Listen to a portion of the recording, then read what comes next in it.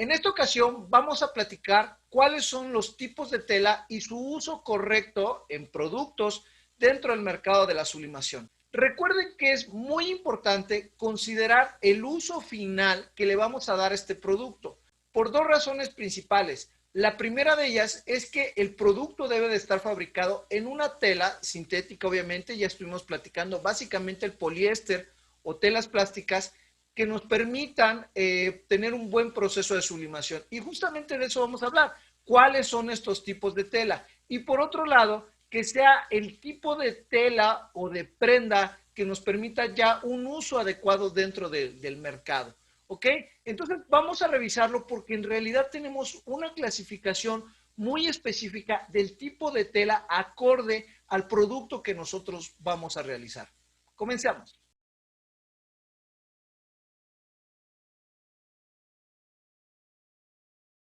Ok, el primer segmento de clasificación al cual nosotros nos vamos a referir es la confección de prenda. Como su nombre lo indica, pues estamos hablando de todas esas telas que nosotros vamos a utilizar para ropa de vestir. De hecho, aquí ya comenzamos con la lista y si ustedes se dan cuenta, digamos que también viene en cuanto a confección de prenda, viene por ahí al final las telas plásticas, pero ahorita vamos a platicar de ellas.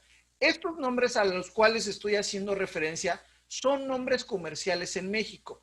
Si nosotros, digamos que acudimos a las tiendas donde adquirimos las telas en otros países, pues sí, definitivamente vamos a encontrar nombres que son diferentes, siempre a nivel comercial. Sin embargo, recuerden, hay tres elementos que yo son los que debo de conocer cuando voy a adquirir una tela y son los más importantes, ya los habíamos visto dentro de otro capítulo. El primero de ellos, pues eso es obviamente el nombre.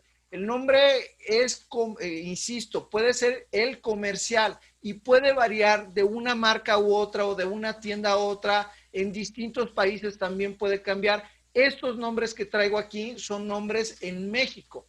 Pero bueno, por eso el nombre, digamos que comercial, es un dato nada más. Los otros dos son muy importantes porque el siguiente es justamente del que ya habíamos platicado, la composición, es decir, recuerden que en sublimación debemos de trabajar con productos cuya composición básicamente sea 100% poliéster. Si variamos este porcentaje, el resultado final también va a variar y posteriormente vamos a tener una imagen que se va degradando. Entonces, ese dato siempre nos los van a indicar, incluso puede venir en la etiqueta de los rollos de tela, la composición. Y el otro dato que es muy importante es el gramaje. El gramaje de la tela, ya lo platicamos también, estamos hablando de cuánto nos pesaría un metro cuadrado, pero al final de cuentas esto también nos va a dar una perspectiva de cuánto o qué tan gruesa o qué tan pesada es la tela que nosotros estamos trabajando. Por ejemplo, aquí en México estamos señalando algunos de los principales nombres con los cuales se realizan las camisetas, como es el caso del brush, que es una tela que no siempre es 100% poliéster, porque es una tela que digamos que se puede estirar. Es una tela que tiene elastano, que es un material que también tiene otra mecánica y hace mucho más flexibles las telas. El Bombay y el Magali, que son telas, digamos que mucho más delgadas, el gramaje es inferior y la calidad del producto también es inferior. El Premier es otra tela, sin embargo el Premier nada más es 100% poliéster.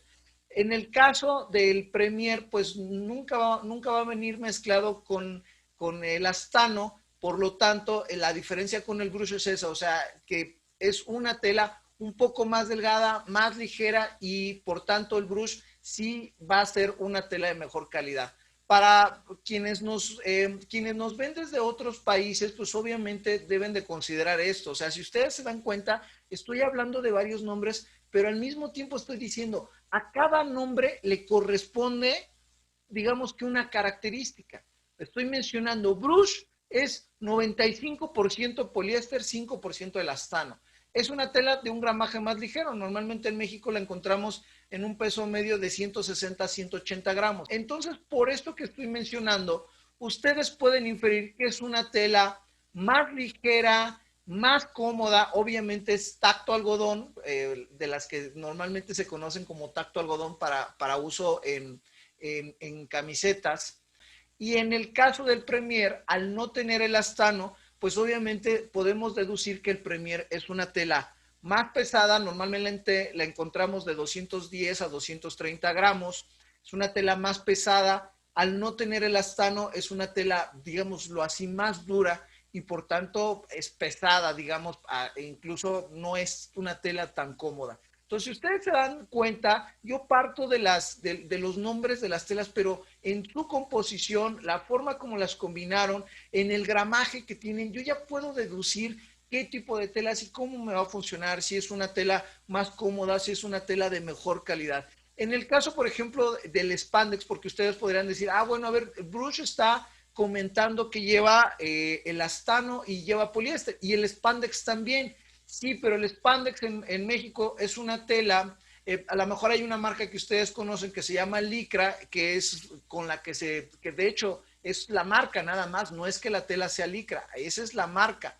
Y bueno, es una tela que se ocupa para hacer también ropa deportiva, los bañadores, trajes para los ciclistas. Entonces es una tela muy flexible que es cómoda, pero porque tiene también otro tratamiento que es el que se conoce como dry fit o dry sec y eso nos permite transpirar. Entonces, ¿cuál es la diferencia en todo caso entre un spandex y un brush? Pues obviamente la cantidad de elastano. Entre mayor sea la cantidad, obviamente no rebasa un 15-16%, ya es demasiado elastano.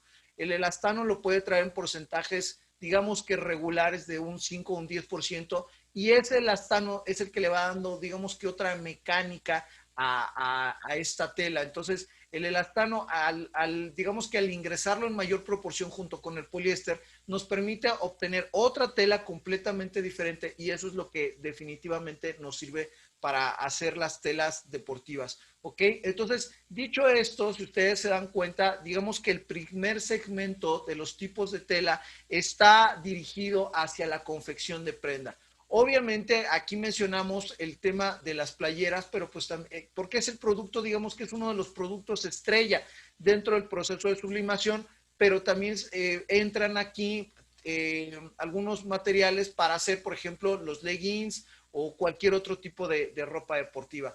Por ejemplo, cuando ya encontramos telas que son, digamos que un poquito más estables o más duras, por ejemplo, el caso del tafetán, que es el que se utiliza para hacer los delantales, como el que viene en esta parte, los delantales o mandiles, pues obviamente es un producto que se utiliza bastante también en el mercado de la sublimación. En el caso de las telas plásticas, recuerden que están fabricadas a base de PVC o polipropileno. En México, por ejemplo, hay telas que conocemos con el nombre de canasta, semicanasta, tiburón, y son las que se ocupan para hacer como este tipo de bolsas. ¿Sí? Este tipo de bolsas en su mayoría están fabricados a base de este tipo de telas plásticas. Algo que es muy importante que ustedes deben de considerar es que cuando trabajan con polipropileno o PVC, los parámetros deben de cambiar, porque el polipropileno son materiales de una densidad muy diferente al caso de el poliéster o el nylon. El poliéster o el nylon, en la gran mayoría de las telas, son telas que vienen tejidas, es decir, son hilaturas y posteriormente se hacen los tejidos para fabricar la tela. En el caso de las telas plásticas, la gran mayoría se hacen por vaciado, es decir, imaginen ustedes que se hacen unas láminas que se tienden y al final de cuentas se fabrica la tela, pero no es a base de tejidos. Y por tanto, debemos de considerar que polipropileno y PVC, al ser de menor densidad, pues simple y sencillamente no resisten igual a las altas temperaturas, como el caso del poliéster o todavía del nylon, que soporta todavía una temperatura más alta. Y por tanto, esto lo debemos de tomar en cuenta en función del proceso de planchado. ¿Qué quiere decir esto? La recomendación es que cuando ustedes trabajen con cualquiera de estas telas plásticas, utilicen 190 grados con 20 segundos. ¿Ok? 190 grados y con eso va a ser más que suficiente. Si ustedes elevan más la temperatura o el tiempo, van a caer probablemente en el error de quemar ese producto y entonces sí se van a ver en complicaciones. Sobre todo cuando ustedes sublimen este tipo de bolsas, es muy importante que coloquen en medio una tela de teflón para que no se vaya a pegar o para evitar el tema de los fuelles que vayan a salir marcados, ¿ok? Entonces, 190 grados con 20 segundos va a ser un buen parámetro para poder sublimar todo este tipo de materiales, ¿ok? Ahora, la otra clasificación, o sea, ya lo vimos de esta manera. La primera fue confección de prenda, la segunda, todo lo que son las telas plásticas, que son las que se ocupan para hacer gran cantidad de bolsos, de materiales publicitarios, pero también a su vez tenemos las telas que se ocupan para los montajes publicitarios, que es todo lo que está atrás de mí, desde lo que son las carpas, los banners, las banderas publicitarias, los muros también, todo esto que se hace en tela, al final de cuentas se hace, se imprime en plotter, se plancha en sistema de sublimación rotativa, es decir, en calandra, pero al final de cuentas también debemos de considerar los tipos de tela que se pueden utilizar. Y bueno, ahí mencionamos nuevamente algunos que, insisto, son nombres que se ocupan en México, nombres comerciales como es el raso, la sarga o el tafetán, son algunos de los tipos de tela que podemos ocupar para esto. Nunca, aquí ya no vamos a ocupar telas que incluyan el astano, es decir, ya no son telas que digamos que sean mucho más flexibles, porque necesitamos telas que de alguna manera tengan mucha mayor estabilidad, ¿sí? Por lo mismo, porque ustedes están viendo detrás de mí como los materiales o los productos que ya, los productos finales, si ustedes se dan cuenta, necesitamos que tengan cierta estabilidad, insisto, y en algunos casos, por ejemplo, en el caso de las flag banners o las banderolas publicitarias, pues podemos utilizar también telas todavía un poquito más delgadas, como es el caso del Bombay, para que digamos que con el aire se pueda mover un poco más, ¿no? Pero en la realidad, gran cantidad de estos materiales de montaje publicitario se realizan a base de telas que son 100% poliéster, no tienen una composición, digamos que mezclada con otro tipo de materiales, insisto, como si fuera el caso del elastano, o como con otros materiales como el caso del propileno o PVC. Básicamente estamos hablando de que deben de ser 100% poliéster. ¿Ok? Nos vemos en el siguiente capítulo.